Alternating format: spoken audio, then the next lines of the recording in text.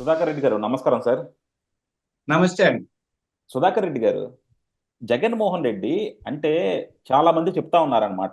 ఎప్పుడైనా సరే మనకి అన్న తమ్ముల మధ్య కానీ అన్నా చెల్లెల మధ్య కానీ చిచ్చు ఎందుకు వస్తుంది? ఒకళ్ళు ఒకళ్ళది లాక్కుంటారనే భయం వస్తే ఆ చిచ్చు వస్తుంది అనమాట. సో ఇక్కడ చూస్తే మాత్రం మనకి వైఎస్ రాజశేఖర రెడ్డి గారి కుటుంబంలో ఒకళ్ళు షర్మిలారెడ్డి గారు, ఇంకొకళ్ళు జగన్మోహన్ రెడ్డి గారు. జగన్మోహన్ రెడ్డి గారు రాజశేఖర రెడ్డి ఆస్తులన్నీ తీసేసుకున్నారు. షర్మిలారెడ్డి గారికి పెద్ద ఇవ్వలేదు, ఆస్తి కూడా ఒకటి ఉంది. కానీ దాన్ని దాన్ని మించి వీళ్ళిద్దరి మధ్య రాజకీయ గొడవ కూడా బాగా ఉంది సార్. ఎందుకంటే మనం షర్మిలారెడ్డి గారి క్యాపబిలిటీ చూసుకుంటే ఆమె ఏది మాట్లాడినా సరే సూటిగా స్పష్టంగా మాట్లాడగలదు. అలాగే మనం ఆమెని ఇప్పుడు తెలుగు మన కాంగ్రెస్ నాయకురాలుగా కూడా మనం చూస్తా ఉన్నాం. వివిధ ప్రెస్ మీట్లు పెడతా ఉంది. అలాగే నిన్న జగన్మోహన్ రెడ్డి గారు ఢిల్లీలో ధర్నా చేస్తే కూడా ఆమె చాలా సూటిగా ప్రశ్నించింది. ఢిల్లీలో ధర్నా ఒక రాజకీయ హత్యక అని దాన్ని రాజకీయ హత్యగా పులిమి నువ్వు ఢిల్లీలో ధర్నా చేస్తున్నావు, మరి స్పెషల్ స్టేటస్ కోసం ఎందుకు ధర్నా చేయలేదు, లేదంటే నీ బాబాయిని చంపేస్తే దానికి ఎందుకు ధర్నా చేయలేదు అని చెప్పి చాలా సూటిగా చాలా క్లియర్గా అడిగింది. జగన్మోహన్ రెడ్డిలో ఈ క్లారిటీ అనేది ఎప్పుడు కూడా మిస్సింగ్ అనమాట. ఆయన ఏ ప్రెస్ మీట్ చూసుకున్నా సరే అబ్బబ్బా జబ్బబ్బా అంట తడబడతా మాట్లాడుతూ ఉంటారు. సో జగన్మోహన్ రెడ్డి గారికి భారతీ రెడ్డి గారికి కూడా ఎక్కడో భయం ఉన్నట్టుంది సార్. అంటే షర్మిలకు గనక పూర్తిగా స్వేచ్ఛిస్తే ఏదో ఒక రోజు వైఎస్ఆర్సీపీ పార్టీని కంప్లీట్ గా టేక్ ఓవర్ చేస్తుంది. అందుకే ఆస్తులకు మించి జగన్మోహన్ రెడ్డి షర్మిల అంటే భయపడేది అందుకేనేమో. రాజకీయంగా నన్ను ఎప్పుడైనా తొక్కేయగలదు షర్మిల అని చెప్పి షర్మిల గారిని దూరం పెడుతున్నారేమో అనిపిస్తా ఉంటుంది. ఏమంటారు సార్? ఇది మీ విశ్లేషణ చాలా వాస్తవాలకు దగ్గరగా ఉంది. షర్మిల గారు చాలా సూక్ష్మంగా, సూటిగా, తార్కికంగా ప్రశ్నలు వేస్తున్నారు. అంటే నేను చూస్తున్నాను. ఆమె మా పార్టీ మీద కూడా కొన్ని విమర్శలు చేస్తున్నారు. దాన్ని నేనేమి పెద్ద పట్టించుకోవాలా, స్వాగతిస్తాను. ప్రతిపక్షంలో మాత్రం మాట్లాడకపోతే ఎట్లా అనేది వేరు. జగన్మోహన్ రెడ్డి గారి విషయంలో చాలా స్పష్టంగా ఆమె చెప్తుందండి. జగన్ ఎంత దొంగో ఆమె మాటలు అర్థమవుతుంది. జగన్మోహన్ రెడ్డి గారు అన్ని పనులు కూడా స్వార్థపూరితంగా చేస్తున్నారు, అన్నింటినీ రాజకీయం చేస్తున్నారు, అవాకులు చవాకులు పేలుతున్నారు, అభూత కల్పనలు చేస్తున్నారన్న విషయాన్ని చాలా స్పష్టంగా ఒకే వాక్యంలో, అన్నయ్య బాబాయ్ చనిపోయినప్పుడు మీకు గుర్తు రాలేదా ధర్నా, ఇలా ఆమె వేసిన ప్రశ్నలు చాలా అందరూ ఆలోచింపజేస్తున్నాయి కదండి. సొంత బాబాయ్ చనిపోయినప్పుడు చేయని ధర్నాలు, లేకపోతే వాళ్ళ ఇంట్లో జరిగిన అన్యాయాలకు చేయని ధర్నాలు, ఏదో ఎవరి పేరుతోనో ఢిల్లీ వరకు వెళ్ళాలా, ఇక్కడ భయపడిపోయి అసెంబ్లీకి రాకుండా వెళ్ళిపోయారు. ఆయన అసలు టైటిలింగ్ యాక్ట్ మీద మాట్లాడి ఉండాలి. అతనికి జస్టిఫై చేసుకోవాలి, ఎందుకు పెట్టాడో జస్టిఫై చేసుకోవాలి. జస్టిఫై చేయాలి కదా. జస్టిఫై చేసుకోవాలి. అవును. ఆయన పారిపోయేసి ఢిల్లీలో ఎక్కడెక్కడ ఆయన ధర్నా చేసిన రోజు టైటిలింగ్ యాక్ట్ మీద, ల్యాండ్ టైటిలింగ్ యాక్ట్ మీద చేస్తున్నారు. అయిపోయిన తర్వాత ఏదో అబద్ధాలు చెప్తాడు. ఎందుకు ఆ ల్యాండ్ టైటిలింగ్ యాక్ట్ ఉన్న గొప్పవేవో ఎందుకు ఆయన పెట్టాల్సి వచ్చిందో చెప్పుంటే సరిపోయేదండి. కాబట్టి షర్మిల గారు మంచి సమయంలో మంచి లీడర్ అయ్యారు. ఆ అన్నక ఆమె ఆమె ఇది ఎసురు పెడతాదంట.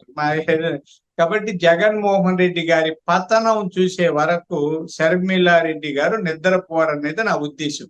ఆమె కూడా అదే అండి. ఆమె చూస్తుంటే అన్న, నువ్వు నేను పెరిగింది ఒక చోటే, నీకున్న ధైర్యము నాకు ఉంది, సవాల్ అనే స్థితిలో ఉంది. జగన్మోహన్ రెడ్డి గారు భయపడిపోతున్నారు, బిగుసుకుపోతున్నారండి. ఆయన మాటల్లో చూడ ఏదో ఏం మాట్లాడుతాడో తెలియకుండా వెర్రోడు మాట్లాడుతున్నారు. కాబట్టి షర్మిలారెడ్డి గారు ఎప్పటికైనా ఈ రాష్ట్రంలో ఒక మంచి లీడర్ గా ఎదుగుతారు. నా అంచనా, నేను అనుకుంటున్నా 2029 నాటికి జగన్మోహన్ రెడ్డి గారు ఉండరు.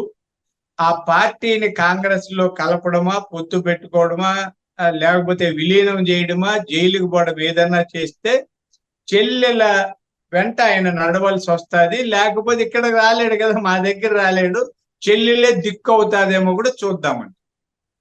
యా, డెఫినెట్ గా సార్. అండ్ ఇంకోటి కూడా అండి, అంటే షర్మిలారెడ్డి గారిని చూస్తే మాత్రం ఒక అంటే ఇప్పుడు ప్రతిపక్ష పార్టీ హోదా అలాంటివి ఏం లేదు, కానీ ఒక ప్రతిపక్ష పార్టీలో ఉండి కాంగ్రెస్ లో ఉండి పోరాటం కూడా చాలా బాగా చేస్తున్నారని చెప్పొచ్చు. ఎందుకంటే ఇప్పుడు మనం అధికార పార్టీ అంటే తెలుగుదేశం అయినా లేకపోతే జగన్మోహన్ రెడ్డి గారు అయినా సరే జరుగుతున్న సమస్యల మీద ఎక్కువ ఫోకస్ చేయట్లా. వాళ్ళల్లో ఏంటంటే జగన్మోహన్ రెడ్డి గారు చేసిన అవినీతి కావచ్చు, లేకపోతే స్టేట్ ని ఎలా ముందుకు తీసుకెళ్లాలనే దాంట్లో కావచ్చు చంద్రబాబు గారు తలా మునకలై ఉన్నారు.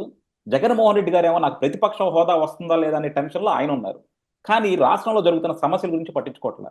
మొన్న మనకి తుఫాన్ వచ్చింది. తుఫాన్ వచ్చినప్పుడు కూడా జనరల్గా చంద్రబాబు గారు రివ్యూ చాలా బాగా చేస్తారు. కానీ ఈసారి ఈ పనుల్లో తలా మునకలవటం వల్ల దాని గురించి పెద్దగా పట్టించుకున్నట్లేదు. కానీ దాన్ని కూడా షర్మిల గారు నీళ్ళల్లో దిగి చాలా బాగా హైలైట్ చేశారు. నిజంగా ఒక మహిళా నాయకురాల్లాగా, ఒక మహిళా నాయకురాలు అయ్యుండి ఆ పొలంలో ఆ వాటర్‌లో దిగి ఆ సమస్యని ప్రజలకి రీచ్ అయ్యేటట్టు చేయడంలో మాత్రం సఫలీకృతులయ్యారు. సో, ఆమె ఒక రాజకీయ నాయకురాలుగా కూడా అంటే జనరల్‌గా రాజశేఖర రెడ్డి గారి కుటుంబంలో చూస్తే మాత్రం ఆళ్ళకి రాజకీయంగా ఎదగాలి అనే కమిట్మెంట్ చాలా బాగా ఉంటుంది. అది షర్మిలారెడ్డి గారిలో కూడా 100% ఉన్నట్టు అనిపిస్తుంది. ఏమంటారు సార్? చాలా చాలా బాగా చెప్పారు. జగన్మోహన్ రెడ్డి గారు చెల్లెల్ని చూసి నేర్చుకుంటే మంచిదని నా ఉద్దేశం. ఎందుకంటే ఆమెకి ఒక ఎమ్మెల్యే సీటు లేదు. కాంగ్రెస్ పార్టీ ఉనికే లేదు. ఎక్కడ డిపాజిట్లు రాలేదు. ఆమెకు కూడా నా డిపాజిట్ రాలేదు. డిపాజిట్లు రాకపోయినా ఈరోజు రాష్ట్రంలో షర్మిల గారిని మనం తలుచుకుంటున్నాం. మీరు అన్నట్టు ఆమె మొన్న లోతు నీళ్ళల్లో దిగి నిరసన వ్యక్తం చేశారు.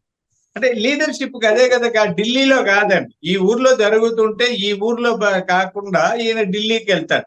ఏం ప్రతిపక్ష హోదా కోసం కోర్టుకు వెళ్ళడం కంటే ఇలాంటి పనులు చేయండి. మా అధికార పార్టీలో ఏదైనా కొద్ది నిర్లక్ష్యం జరిగినా, తప్పులు జరిగినా, పొరపాట్లు జరిగినా నిలదీయండి, ప్రజలకు చెప్పండి. అదే కదా ప్రతిపక్ష పాత్ర, అదే. అది చేయకుండా జగన్మోహన్ రెడ్డి గారు అడ్డుగోలుగా మాట్లాడుతూ అడ్డదారిలో పరిగెత్తి అసెంబ్లీకి రాలేను కాబట్టి నేను ప్రెస్ మీట్లు పెడతానంటారు. సిగ్గు లేకుండా ఆయన ముఖ్యమంత్రిగా ఉన్నప్పుడు 1-2 ప్రెస్ మీట్లు ఏదో పెట్టుంటారు. ఇప్పుడు రోజు ప్రెస్ మీట్లు ఎందుకు పెడుతుంటే అక్కడికి రాలేక. ఏం ఆయన ఏమన్నా కొడతారండి, ఏమన్నా చేస్తారా, జైలుకి పంపిస్తారా? కూర్చో, ధర్నాది అక్కడే. నిన్ను మాట్లాడకపోతే స్పీకర్ పోడియం దగ్గర కూర్చో, అరువు, బయటకి తీసుకొస్తారు, బయట పంపించేస్తే అక్కడ ప్రెస్ వాళ్ళతో మాట్లాడు, పోరాడి మాట్లాడుంటే ఆయన గౌరవం పెరిగేది కదండి. అలా కాకుండా ఢిల్లీలోకి పరిగెత్తి వెళ్ళి అక్కడెక్కడో అరుపులు కేకలు ఏం మాట్లాడుతారో తెలియదు. తర్వాత కాంగ్రెస్ పార్టీ రాహుల్ గాంధీ గారికి చంద్రబాబు గారికి ఏదో సాన్నిహిత్యం ఉంది కాబట్టి నాకు ఆయన మద్దతు ఇవ్వలేదని. కాంగ్రెస్ పార్టీ తరిమేస్తే వచ్చిన వ్యక్తి ఈయన. కాంగ్రెస్ పార్టీ నిత్యం విమర్శించే వ్యక్తి ఈయన. ఈయనకి రాహుల్ గాంధీ సపోర్ట్ ఇవ్వకపోతే దానికి చంద్రబాబు గారికి ఏం చేయాలండి? ఈయన కాంగ్రెస్ పార్టీ, చంద్రబాబు గారికి అన్న కాంగ్రెస్ ఎప్పుడో ఆయన కాంగ్రెస్ లో ఉన్నారు, ఈయన పుట్టక ముందు అనుకోండి. ఇట్లాంటివన్నీ మీరు అన్నట్టు షర్మిల గారి నుంచి జగన్మోహన్ రెడ్డి గారు చాలా నేర్చుకోవాల్సిన అవసరం ఉందనేది నా ఉద్దేశం కూడా మీలాగే. చూద్దాం సార్. అంటే జగన్మోహన్ రెడ్డి గారు ప్రతిపక్షంలో ఉన్నప్పుడన్నా సరే కన్స్ట్రక్టివ్‌గా ఆలోచిస్తారో, లేదంటే అధికార పక్షంలో ఉన్నప్పుడు ఎలా అయితే ప్రవర్తించారో అలాగే నియంతలాగా ప్రవర్తిస్తారో చూద్దాం. ఎందుకంటే ఇప్పుడు ఆయనకి 11 మంది ఎమ్మెల్యేలే ఉన్నారు.